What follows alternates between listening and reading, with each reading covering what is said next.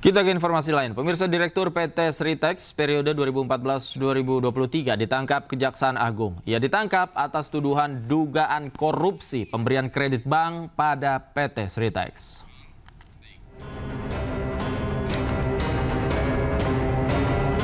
Kejaksaan Agung menangkap Direktur Utama PT Sritex periode 2014-2023, Iwan Setiawan Lukminto.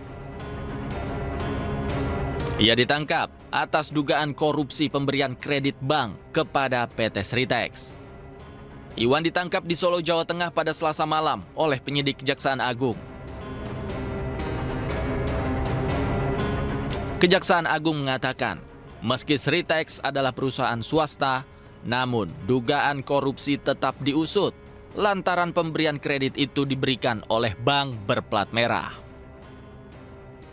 Jampitsus ya. Kemarin pada hari Selasa sekira pukul 24.00 ya, pada malam hari telah melakukan pengamanan ya terhadap seseorang yang berinisial IS ya.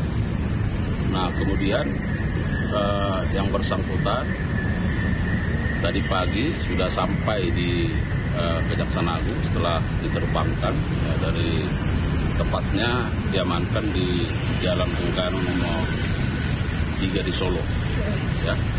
Dan pagi sudah tiba di Kejaksaan Agung dan hari ini yang bersangkutan sedang dilakukan pemeriksaan ya dalam status sebagai saksi secara intensif oleh penyidik ya, oleh penyidik. Nah, kemudian tentu penyidik memiliki waktu ya untuk menentukan bagaimana status terhadap yang bersangkutan. Ya, nanti akan kita update seperti apa. Tapi saat ini bahwa yang bersangkutan masih sedang dilakukan pemeriksaan secara intensif. Kemudian dapat juga kami sampaikan bahwa sesungguhnya penyidik pada jajaran Jampitsus melakukan pengamanan ya, dan seterusnya membawa kepada yang bersangkutan ke Kejaksaan Agung. Kejaksaan Agung saat ini tengah mengusut dugaan kasus korupsi yang terjadi pada PT Sritex. Meski saat ini status Iwan masih sebagai saksi, namun pemeriksaan intensif terus dilakukan untuk mengungkap keterlibatan Iwan dalam kasus ini. Tim Liputan iNews melaporkan.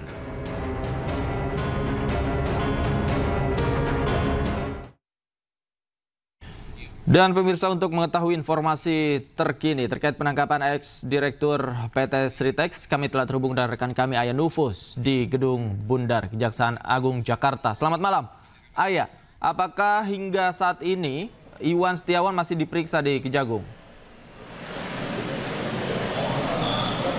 Halo David dan juga pemirsa, hingga saat ini Iwan Setiawan, mantan Dirut PT Sritex, masih menjalani pemeriksaan di Kejagung sejak pukul 8 maksud kami pagi hari tadi, di mana dirinya ditangkap di Solo sebelumnya pada Selasa malam, dan hingga saat ini penyidikan masih terus berjalan dan kami belum dapat memastikan pukul berapa nanti pemeriksaan akan selesai. Namun siang tadi dari pihak Kejagung, yakni disampaikan langsung oleh Kapus Penkum Hirli Siregar, mengkonfirmasi terkait dengan statusnya yang saat ini memang masih berstatus sebagai saksi dalam pemeriksaan. Dan jika kita lihat dalam kasus ini memang statusnya masih dalam perkara umum, artinya memang belum ada tersangka yang terjerat. Namun memang dari penyidik sendiri ingin memeriksa Iwan selaku mantan Dirut PT Sritex ini untuk kemudian mengetahui aspek dari perbuatan melawan hukum dari mantan Dirut Sritex ini, dan juga mengumpulkan bukti-bukti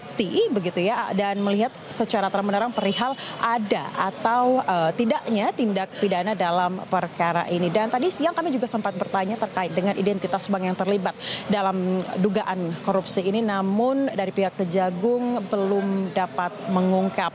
Dan kita sama-sama masih menunggu seperti apa update-nya.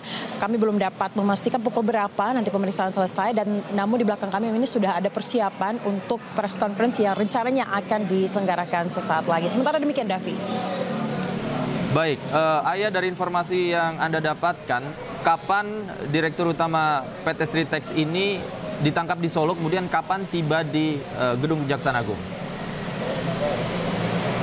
Ya, berdasarkan informasi yang kami dapatkan dari Kapus Penkum Kejagung Heli Siregar, Iwan Setiawan ini ditangkap di tempatnya di Solo sekitar Selasa malam dan langsung dibawa ke Jakarta dan tiba di Kejagung pada pukul 8 pagi hari tadi, Davi, dan langsung menjalani pemeriksaan yang hingga saat ini kami belum mendapatkan informasi apakah pemeriksaan ini sudah selesai apa belum. Namun tadi kami sempat bertanya memang kepada Kapus Penkum yang mengatakan belum tahu kapan pemeriksaan ini akan selesai, dan pemeriksaan ini dilakukan terkait dengan kasus dugaan korupsi terkait dengan kredit bank kepada PT Sritex yang kita ketahui bahwa tahun lalu PT Sritex ini sempat mengalami pailit yang tidak mampu membayar hutang sekitar 32,6 triliun, dan kasus inilah yang nantinya akan diselidiki oleh Kejagung.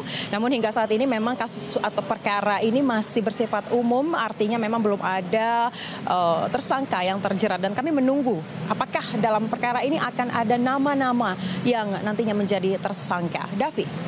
Baik, terima kasih Aya Nufus melaporkan langsung dari Kejaksaan Agung Jakarta. Selamat bertugas kembali. Selamat malam pemirsa, selamat datang di iNewsroom bersama saya Davi Pratama. Pemirsa, kami akan membahas berita utama secara mendalam, komprehensif, dan tentunya eksklusif. Sebagai pembuka iNewsroom kali ini, kami memiliki informasi diguyur hujan lebat lebih dari 1 jam. Tembok pembatas kantor suku dinas tata air di Pasar Minggu, Jakarta Selatan jebol. Akibatnya, tumpahan air langsung menerjang rumah warga yang ada di seberang tembok.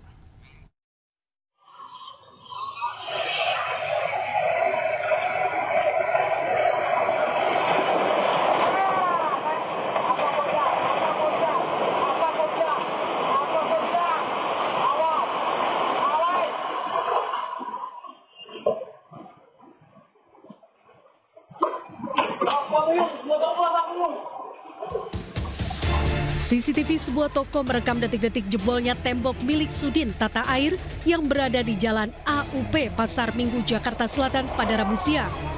Sebelum tembok tersebut jebol, air sudah keluar dari celah-celah tembok yang roboh. Tidak lama berselang, tembok sepanjang 6 meter ini pun jebol dan airnya menerjang rumah warga. Menurut warga, jebolnya tembok terjadi karena tidak kuat menampung debit air hujan yang turun cukup deras selama kurang lebih 1 jam. Puluhan pasukan Orange atau PPSU dari Kelurahan Pasar Minggu dan petugas Dinas Tata Air langsung bergerak membantu warga di lokasi. Ya, baik, dalam menanggulangi bencana yang ada di Kelurahan Pasar Minggu, untuk siang hari ini kami menurunkan semua personil yang masuk tiket pada hari ini.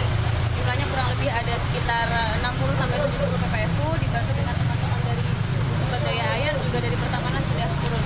Teman-teman dari Damkar, teman-teman dari BPBD juga langsung saling berkolaborasi untuk membantu penanganan kejadian hari ini. Pas kejadiannya jam 10:42 itu tiba-tiba tembok jebol. Jadi kayak sampah itu masuk ke dalam, dorongan kayak tsunami lah gitu. Itu kursi ada rusak juga, kabel toples, baru baju hanyut banyak banget gitu. Saat ini air sudah surut dan akses jalan yang tadinya sempat tidak bisa dilintasi kendaraan, kini sudah bisa dilintasi. Dari Jakarta, Den Helmi Sajangbati, iNews melaporkan. Penangkapan Direktur Utama Sritex ditanggapi beragam oleh mantan karyawan PT Sri Rezeki Isman. Mereka berharap penangkapan Setiawan Lukminto tidak mempengaruhi pemberian pesangon kepada mantan karyawan PT Sritex.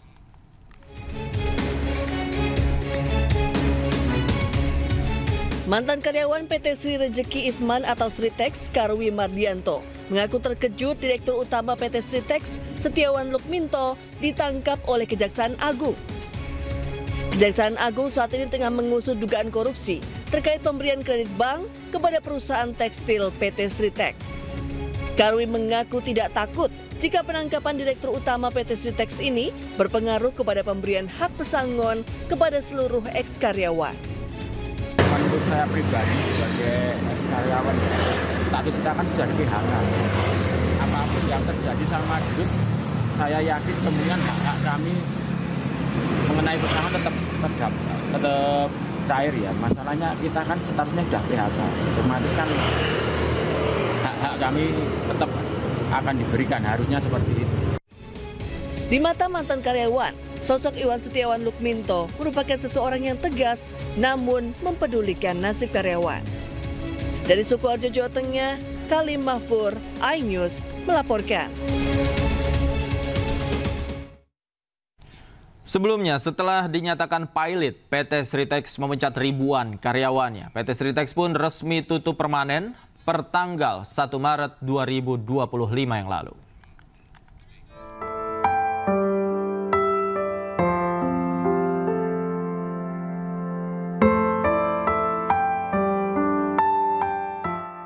Tangis pilu mewarnai perpisahan bos PT Sri Rejeki Isman Tbk atau Sritex dengan ribuan karyawannya.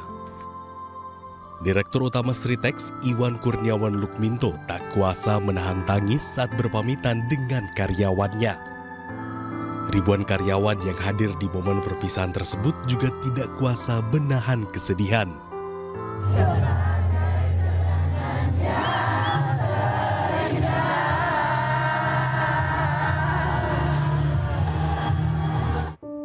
Sebelumnya viral di media sosial momen haru ribuan karyawan PT Sritex menyanyikan kenangan terindah sebagai penanda perpisahan ribuan karyawan Sritex yang mengalami pemutusan hubungan kerja. Ribuan karyawan Sritex berkumpul mengucapkan pamit dan meminta maaf satu sama lainnya.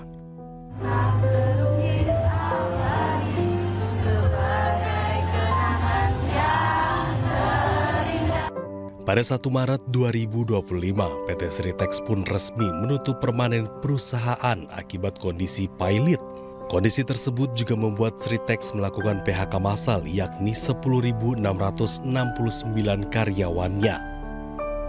Tim Liputan iNews melaporkan.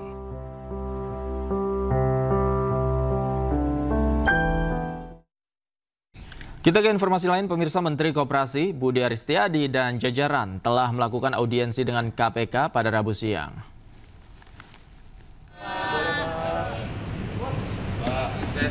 Dalam audiensi yang berlangsung di Gedung Merah Putih KPK Jakarta, Budi Aris menjelaskan audiensi dengan KPK penting dilakukan karena jumlah koperasi Desa Merah Putih yang mencapai 80.000 dan alokasi dana yang dikucurkan mencapai ratusan triliun rupiah. Hasil audiensi disepakati bahwa nantinya Kementerian Koperasi bersama KPK akan menaikkan nota kesepahaman. Selain itu, Budi Ari juga akan melibatkan KPK ke dalam tim program Koperasi Desa Merah Putih karena program Koperasi Desa ini memiliki tujuan mulia sehingga harus dikawal dengan baik. Melakukan audiensi dengan KPK sehubungan dengan program 80.000 Kopdes Kel Merah Putih. Karena program itu begitu strategis, begitu besar, termasuk melibatkan anggaran yang sangat besar, maka kami meminta bantuan KPK untuk memberikan edukasi, pendidikan anti korupsi juga untuk para pengelola Kopdes, juga pengawasan dan mitigasi risiko. Kita berharap dengan kerjasama dengan banyak pihak, termasuk aparat penegak hukum KPK, program Kopdes Kelurahan Merah Putih ini bisa kredibel. Karena program Kopdes Merah Putih ini memang bertujuan untuk meningkatkan kemajuan bagi desa, kesejahteraan masyarakat, dan juga memutus mata rantai kemiskinan, dan juga menghilangkan rentenir tengkulak di desa-desa dan membangun serta membentuk sistem ekonomi yang lebih berkeadilan.